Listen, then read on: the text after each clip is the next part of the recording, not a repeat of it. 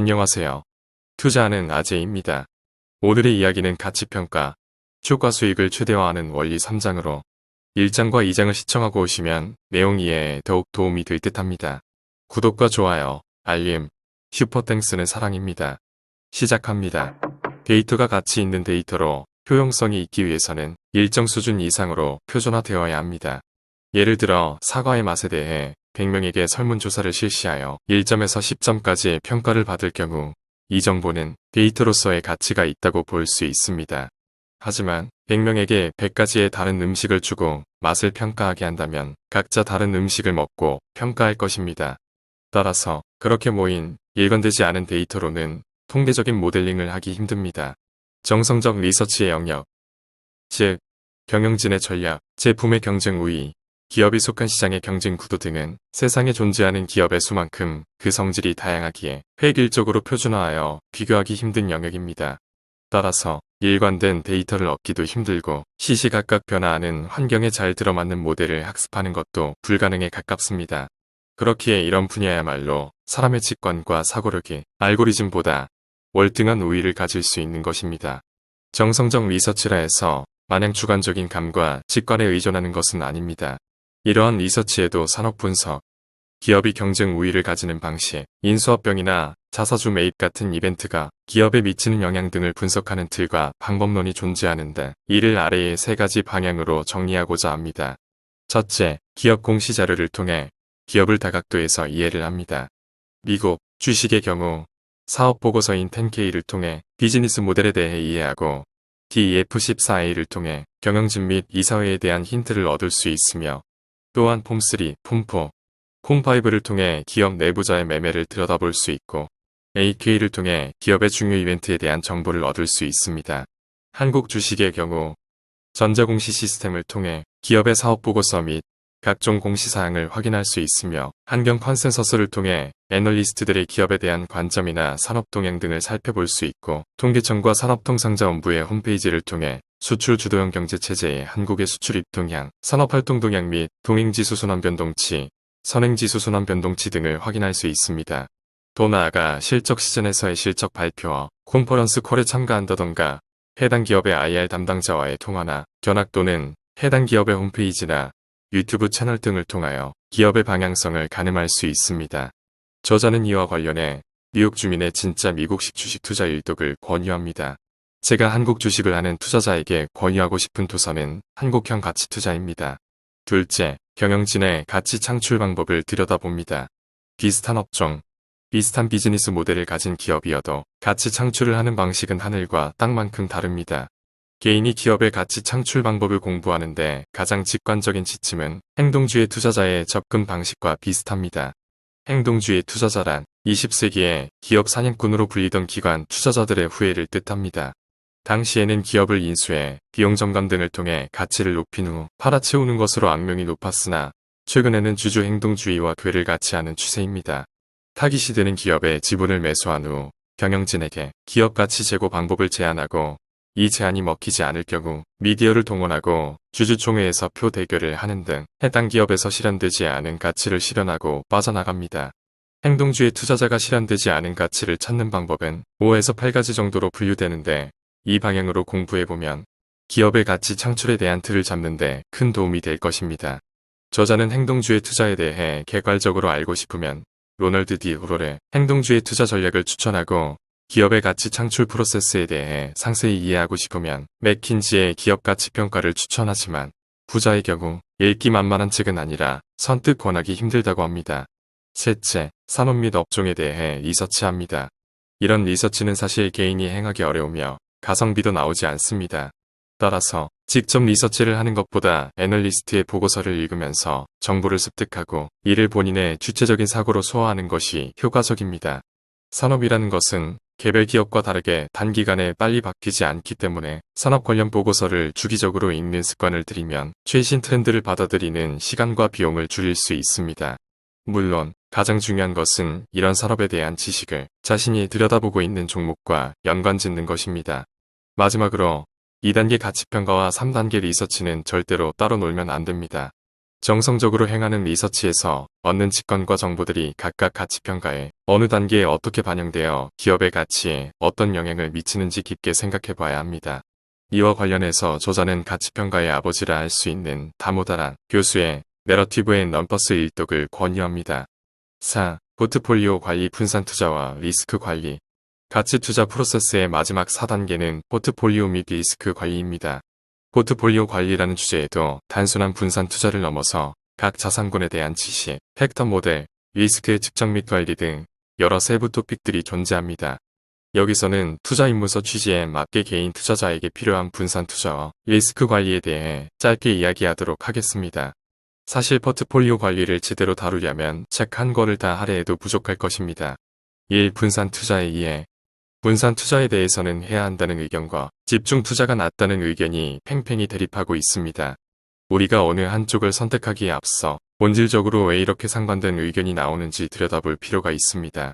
투자를 잘한다는 것은 단순히 수익을 많이 내는 것이 아니라 낮은 리스크로 높은 수익을 내는 것이라 3부에서 언급한 바 있습니다. 이를 평가하는데 일반적으로 사용되는 지표가 샤프 지수입니다. 여기서 분모에 오는 리스크는 표준 편차로 변동성을 통한 가격이나 수익률이 얼마나 변동하느냐를 나타내는 수치입니다. 그런데 분산 투자를 하게 되면 이론적으로 포트폴리오의 수익률은 유지하면서도 변동성을 줄일 수 있습니다. 그래서 많은 학자가 분산 투자를 금융시장에서 유일한 공짜 점심이라 부릅니다. 그렇다면 분산 투자를 하면 왜 포트폴리오 변동성이 내려갈까요? 주식 A는 6일 동안 플러스 2, 마이너스 1, 플러스 2, 마이너스 1, 플러스 2, 마이너스 1로 움직이고 주식 B는 마이너스 1, 플러스 2, 마이너스 1, 플러스 2, 마이너스 1, 플러스 2로 움직인다고 가정합니다. A 주식을 2개 사는 것과 B 주식을 2개 사는 것, A 주식과 B 주식을 각각 1개씩 사는 것은 모두 플러스 6의 수익을 가져다 줍니다. 그런데 A와 B의 주식을 1개씩 사는 것은 플러스 1, 플러스 1, 플러스 1, 플러스 1, 플러스 1, 플러스 1의 수익이 나면서 변동성은 0이 됩니다. 물론 현실에서는 포트폴리오의 변동성을 0으로 만드는 방법이 존재하지 않지만 위의 예시를 통해 분산 투자가 어떻게 수익률을 유지하면서도 리스크를 낮출 수 있는지를 이해할 수 있을 것입니다. 그렇다면 아무 주식에나 분산 투자를 해도 되는 것일까요? 여기서 상관계수라는 통계 용어를 이해해야 합니다. A, B라는 두 주식 간에 완전히 동일하게 움직이는 경우 상관계수가 플러스 1이라 하고 완전히 반대로 움직이는 경우를 마이너스 1이라 합니다. 따라서 분산 투자의 효과를 극대화하기 위해서는 상관계수가 마이너스 1에 가까워야 할 것입니다. 반대로 상관계수가 플러스 1에 가까울수록 분산 투자의 효과는 미미해집니다. 또한 포트폴리오의 규모가 커질수록 해당 포트폴리오와 상관계수의 마이너스 폭이 큰 자산군이나 종목을 찾기는 더욱 어려워집니다. 포트폴리오에 포함된 종목의 개수가 늘어남에 따라 변동성의 하한선에 접근하며 분산 투자의 효과가 점점 미미해지게 됩니다. 이 분산 투자에 잠재된 손해. 한편 학자들의 말대로 분산 투자를 하는 것이 완전히 공짜 점심일까요? 분산 투자를 해서 손해를 보는 것은 없을까요? 여기서 생각해야 할 것이 크게 두 가지가 있습니다. 첫째로는 운영 비용이고 둘째로는 종목의 개수를 늘릴수록 덜 매력적인 종목에 투자해야 한다는 사실입니다. 종목의 개수가 늘어날수록 포트폴리오 변동성이 낮아지지만 매매와 관리에 드는 비용은 늘어나게 됩니다. 분산 투자의 효과는 종목 수에 비례해 미미해지는 반면 운영 비용은 꾸준히 증가하여 어느 시점에서는 종목 수를 늘리는데 오는 효용보다 매매 비용에서 오는 손해가 커지게 됩니다. 또한 보유 종목의 숫자를 늘리려면 가장 저평가됐다고 생각하는 종목부터 두 번째로 저평가된 종목, 세 번째로 저평가된 종목, 네 번째로 저평가된 종목 순으로 편입할 것입니다. 이는 많은 수의 종목을 매수할수록 포트폴리오의 성과도 함께 낮아질 수밖에 없을 것입니다. 따라서 분산 투자냐, 집중 투자냐의 문제는 답이 정해져 있는 것이 아니라 결국 매매 비용과 더불어 내가 감당할 수 있는 리서치의 범위 안에서 최적점을 찾는 문제입니다. 중장기 가치 투자자의 경우 매매 비용은 미미한 수준일 것이기에 본인이 확률적 우위를 잃지 않고 투자할 수 있는 종목의 개수가 어느 정도인지를 가늠해 볼 필요가 있습니다. 3. 리스크 관리하기.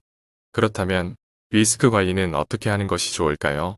인터넷에서 투자 리스크 관리 방법을 검색해보면 온갖 이야기가 난무합니다. 손절은 반드시 지켜야 한다. 손절은 절대 하면 안 된다. 뭐 같은 상반된 주장이 있는가 하면 자신의 원칙을 정하고 그것을 지키는 것이 중요하다와 같은 이야기도 있습니다. 과연 리스크 관리의 본질은 무엇일까요? 본질을 이해하기에 앞서 리스크 관리는 투자 철학과 전략에 따라 달라야 한다는 사실입니다.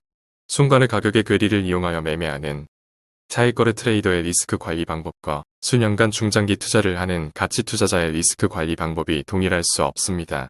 그리고 동일한 시간 지평을 가진 중장기 투자자라 해도 저마다의 투자 철학과 전략을 가지고 있습니다.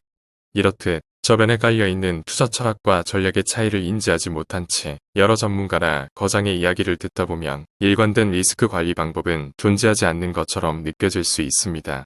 하지만 자신에게 맞는 리스크 관리 방법을 찾기 위해서는 자신의 투자 철학과 전략을 우선 정립해야 합니다. 자신의 투자 철학과 전략에 대해 인지했다면 이와 관련해 발생할 수 있는 리스크에 대해 생각해 보아야 할 것입니다. 주식 투자와 관련하여 가장 흔하게 쓰이는 리스크 분류는 시장 전체에 영향을 주는 체계적 리스크, 개별 종목에만 영향을 주는 고유 리스크로 나누는 방법이 대표적입니다.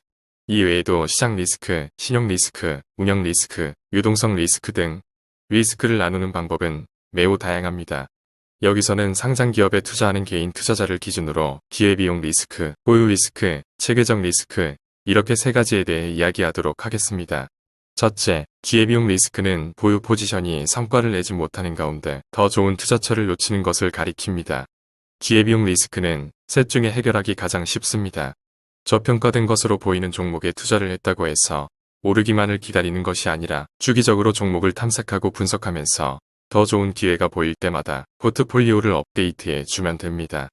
이것이 뇌동매매나 오버트레이딩으로 이어지지 않고 적절한 절제와 함께 시스템적으로 이루어진다면 기회비용 리스크는 많이 줄일 수 있게 됩니다. 이러한 기회비용 리스크는 기관보다 개인이 더 유리한 몇 안 되는 영역 중 하나입니다. 개인은 기관에 비해 운용 액수가 적어 유동성의 제약을 크게 받지 않을 뿐더러 기관의 경우 포트폴리오의 종목을 얼마나 자주 교체하는지에 대한 척도인 턴오버가 높으면 투자자들에게 좋지 않은 인상을 주기 때문입니다. 둘째, 고유 리스크는 분산 투자를 통해 어느 정도 줄일 수 있으며 이에 관해서는 앞에서 논하였습니다. 셋째, 체계적 리스크는 금융위기나 닷컴 버블, 코로나19 등과 같이 주식시장 전체가 영향을 받는 리스크입니다. 이런 체계적 리스크를 완벽하게 해지하는 것은 사실상 불가능하며 실제로 바람직하지도 않습니다. 이 리스크야말로 우리가 얻는 리스크 프리미엄의 원천이 되기 때문입니다.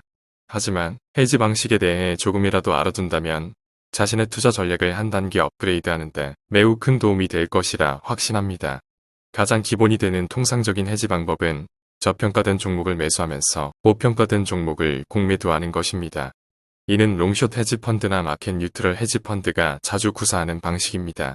그 외에도 많은 기관이 사용하는 외가 풋옵션 매수, 다양한 합성 스프레드 매매, 지수 선물 매도, 빅스 지수 활용 등의 방법이 있습니다. 그러나 어떤 해지도 완벽하게 리스크만을 줄여주지는 못합니다. 사실상 공짜 점심은 없다는 뜻입니다. 풋옵션 매수의 경우 하락에 따른 손실 리스크를 일정 수준으로 없애주지만 옵션 만기가 올 때마다 롤오버 비용을 지불해야 함을 명심해야 합니다. 결국 해지라는 것은 본인이 원치 않는 리스크를 다른 종류의 리스크로 대체하거나 지나치게 많은 리스크를 줄이면서 잠재 수익의 폭도 줄이는 행위라 할 수 있습니다. 그 교환이 스스로가 원하는 포트폴리오 선거 목표와 리스크에 합당한지를 스스로 물어야 할 것입니다. 이렇듯 리스크를 효율적으로 관리하기 위해서는 시장의 다양한 상품에 심도 있는 공부가 선행되어야 적재적소에 적절한 도구를 선택할 수 있게 됩니다. 개인 투자자 입장에서 할 수 있는 해지는 크게 네 가지로 요약해 볼 수 있습니다. 첫째, 공매도입니다. 본인이 보유한 종목을 토대로 어떤 산업이나 테마에 집중적으로 노출되어 있는지를 파악한 후 해당 노출이 적정 수준인지를 판단합니다. 만일 노출이 지나치다고 판단되면 동종 섹터나 테마와 관련해서 고평가된 주식을 공매도하는 방식을 사용할 수 있습니다. 우리나라에서도 개인 투자자의 공매도에 대한 접근성이 점점 좋아지는 추세이기에 적절히 사용하면 좋은 해지 방법이 될 수 있습니다. 저의 개인적인 경험을 비춰 반도체 업황에 따른 사이클을 확인 후 공매도한 경험이 있습니다. 두 번째, 주가지수 선물을 활용하는 해지 방법입니다. 본인이 선호하거나 저평가되었다고 생각하는 주식을 보유하고 있는데 전체 시장 상황이 좋지 않을 것으로 판단될 때 주가지수 선물을 매도하거나 인버스 ETF를 소액 매수하는 방식으로 시장 움직임에 대한 노출을 줄일 수 있습니다.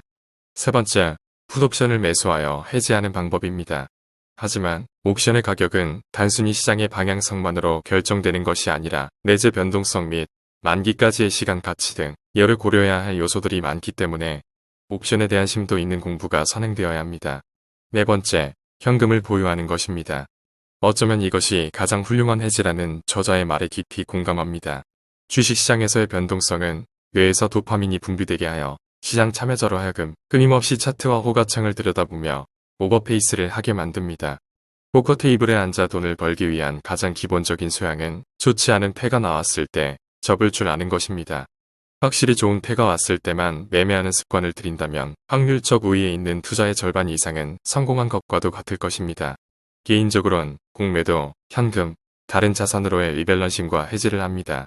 오늘의 이야기는 여기까지로 5장 가치투자, 초과수익을 최대화하는 원리를 마칩니다.